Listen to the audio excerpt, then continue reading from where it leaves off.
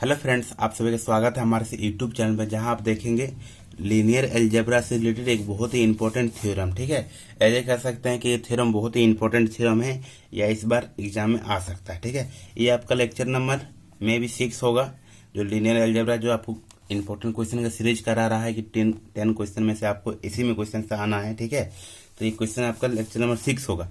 और आगे के लिए आपको इन्फॉर्मेशन कर दें कि क्वेश्चन नंबर जो लेक्चर नंबर 7 होगा 8 होगा, ये बहुत ही इंपॉर्टेंट क्वेश्चन होगा। ठीक है, देखिए ये वाला लेक्चर 7 में आएगा, ये वाला क्वेश्चन तो इसको आप एग्जाम में देखिएगा इसी प्रकार, चाहे लेक्चर नंबर 8 में ये वाला क्वेश्चन देखिएगा, इसी दोनों में से क्वेश्चन आना है। ठीक है, तो इसको देखिए, उसके बाद नेक्स्ट नंबर 6 और 7 और 8 को जरूर देखिएगा। ठीक है, तो देखिए इस क्वेश्चन को हम प्रूव किस प्रकार करेंगे। देखिए क्या पूरा है, prove that in inner product space the vector alpha and beta are linearly dependent if and only if alpha beta equal to ये आपको प्रूव करना। ठीक है, जब ये होगा तो ये प्रूव करना है, और ये होगा तो ये प्रूव करना है। तो देखिए हम इसको किस प्रकार प्रूव करेंगे। ठीक, आप लीनियरली डिपेंडेंट का प्रॉपर्टी आप पहले ही पढ़े चुके होंगे। तो देखिए let alpha and beta are linearly dependent. मान लेंगे कोई ये एक लीनियरली डिपेंडेंट है। ठीक है, आगे देखिए, देन वन कैन बी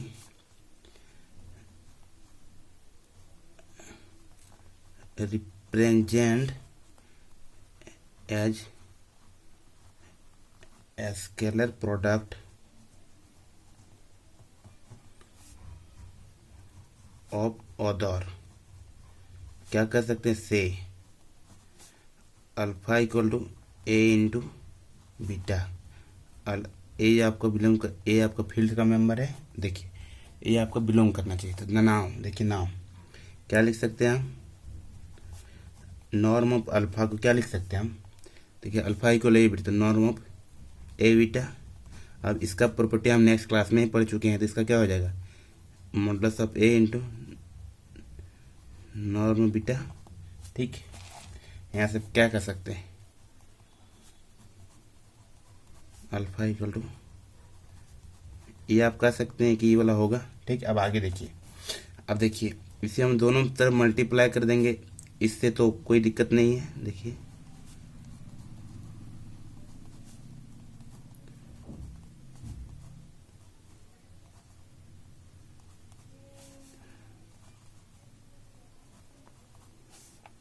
यहाँ से क्या हो जाएगा आपका,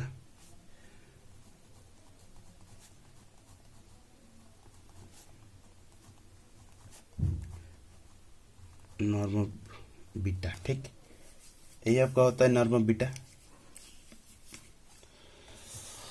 नॉर्मल बीटा स्क्वायर हो जाएगा ये वाला। ठीक, अब आगे देखिए, इसको हम इक्वेशन 1 मान लेते हैं। ठीक है, अब आगे देखिए, अगेन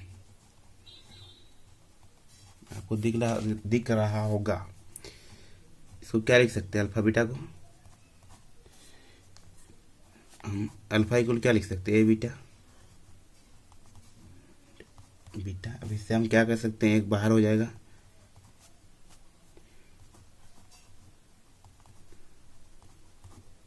ठीक।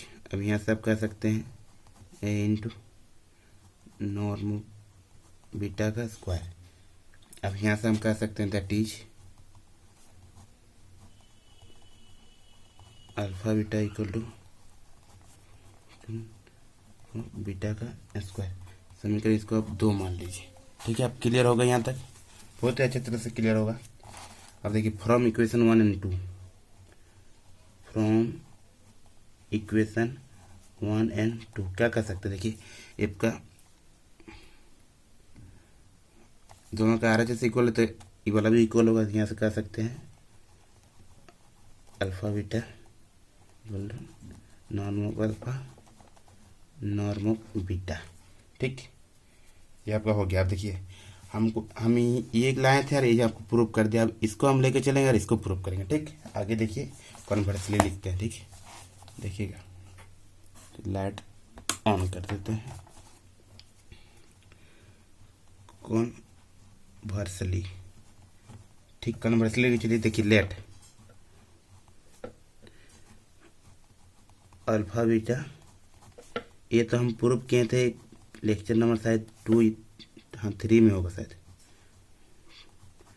ठीक, अब यहाँ से देखिए इफ बीटा इक्वल टू 0, जब हम बीटा इक्वल टू 0 लेके चलेंगे तो नॉर्म ऑफ बीटा क्या हो जाएगा, ये भी 0 को होगा, 0 के इक्वल होगा। तो यहाँ से क्या लिख सकते हैं, norm of alpha into norm of beta, ये भी आपका 0 होगा। ठीक, अब आगे देखिए ऑल्सो हम क्या जानते हैं, norm of alpha beta equal क्या हो जाएगा आपका, नॉर्म ऑफ अल्फा 0। इसका वैल्यू क्या होता है, जब किसी का एक का 0 होता है तो दोनों 0 हो जाता है। ठीक, तो यहाँ से कह सकते हैं 4 बीटा इक्वल टू 0। अब देखिए बीटा इक्वल टू 0, 3 होल्ड्स, ये वाला होल्ड कर गया आपका 3 होल्ड्स। ठीक, क्लियर होगा, लिखिएगा आराम से हो जाएगा। So vector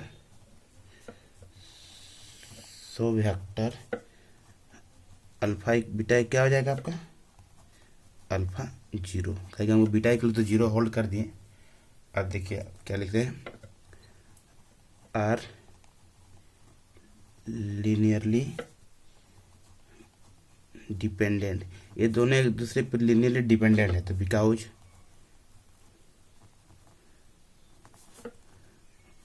one of then is 0 vector. ठीक, अब आगे देखिए, सपोज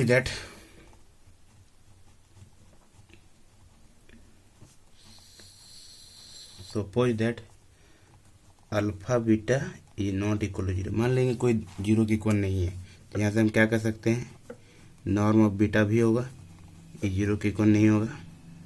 तो यहाँ से हम क्या कर सकते हैं, नाउ फ्रॉम 3 से क्या कर सकते हैं, देखिए इक्वेशन 3 हम किसको माने हैं, इक्वेशन 3 हम इसको मानते हैं, चलिए। ठीक, नाउ फ्रॉम 3 नाउ बाय 3 से हम क्या कर सकते हैं, अल्फा बीटा का नॉर्म इक्वल टू ये होता है आपका नॉर्म ऑफ बीटा। ठीक, तो यहाँ से आप चलिएगा, देखिए अल्फा बीटा को रहने दीजिएगा, इसको इधर नॉर्म ऑफ बीटा को लेते आइएगा। ठीक, तो यहाँ पर क्या बच जाएगा, इधर नॉर्म ऑफ अल्फा। अब इससे हम क्या लिख सकते हैं, देखिए ये प्रॉपर्टी होता है, इससे आप क्या लिख सकते हैं, देखिए यहाँ लिख सकते हैं अल्फा को इधर रखिएगा, यहाँ पर क्या हो जाएगा, बीटा बटा नॉर्म ऑफ बीटा, ये आपको लिख सकते हैं इसको। ठीक, यहाँ तक क्लियर होगा आप लोगों को, इस तरह लिख सकते हैं, इधर आपका हो जाएगा नॉर्म ऑफ अल्फा। तब देखिए आगे, और इसको और करके आप लिख दीजिए alpha gamma norm of alpha, इसको हम इक्वेशन मान लेते हैं 4। अब देखिए वेयर गामा इक्वल क्या माने हैं, बीटा बटा नॉर्म ऑफ बीटा, एंड हम जानते हैं कि गामा का क्या हो जाएगा, इस कलर का 1 होता है, ये होता है ना। देखिए अब आगे देखिए, नाउ कंसीडर, क्या कंसीडर कर रहे हैं, norm of alpha minus alpha gamma का स्क्वायर। हम क्या इसको क्या मानते हैं, इसको हम लिख सकते हैं, क्या लिख सकते हैं, देखिएगा यहाँ पर अल्फा माइनस, हमने अपने से कोई माने हैं alpha minus alpha gamma, alpha minus alpha, ये अपने से कोई कंसीडर किए हैं, इसको हम क्या लिख सकते हैं, देखिए अल्फा माइनस पी गामा। अब बोलिएगा सर पी कैसे आया, तो हम लिख देंगे वेयर पी इक्वल टू है आपका अल्फा गामा, एंड पी का कॉन्जुगेट क्या हो जाएगा, गामा अल्फा। इसको गामा अल्फा क्या लिख सकते हैं, अल्फा गामा का कॉन्जुगेट। ठीक। अब देखिए आगे आगे क्या है, इसको हमको सॉल्व करना है। इसको सॉल्व करने के लिए हमको जानते हैं, इसको हम क्या लिख सकते हैं, अल्फा माइनस पी गामा का नॉर्म का स्क्वायर क्या लिख सकते हैं। देखिए यहाँ लिख सकते हैं alpha minus P gamma, alpha minus P gamma. ठीक, यहाँ तक हो कोई दिक्कत नहीं है। अल्फा माइनस पी गामा लिख सकते हैं, माइनस पी, यहाँ लिख सकते हैं minus P gamma, alpha minus P gamma. अब इससे आगे क्या लिख सकते हैं हम, देखिए अल्फा माइनस पी बार हो जाएगा अल्फा गामा। ये समझ में आ गया होगा आप लोग को।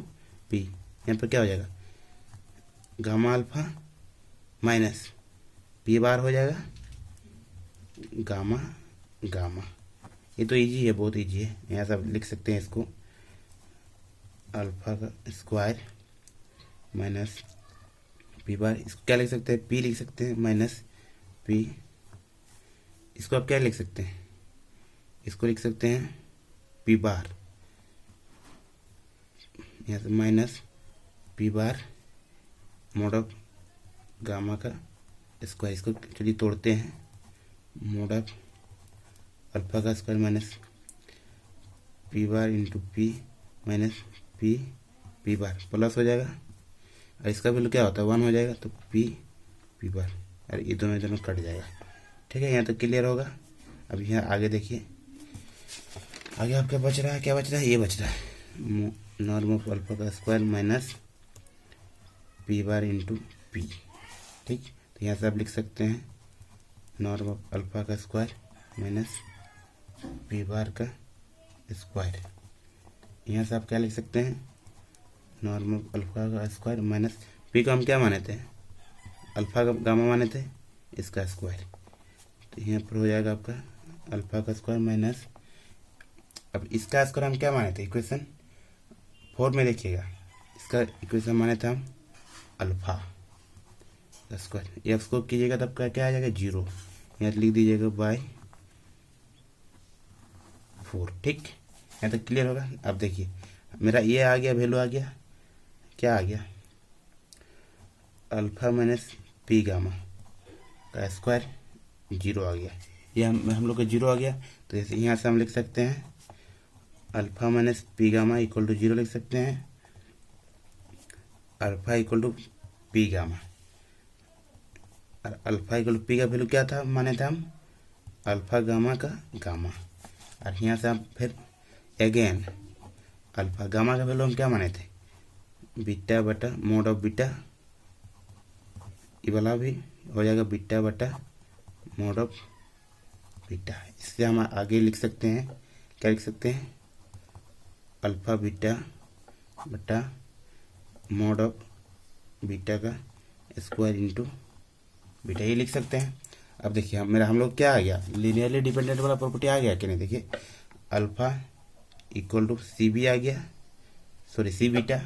तो वेयर सी इक्वल टू क्या है, C equal to alpha beta बटा नॉर्म बीटा का स्क्वायर बिलोंग टू एफ।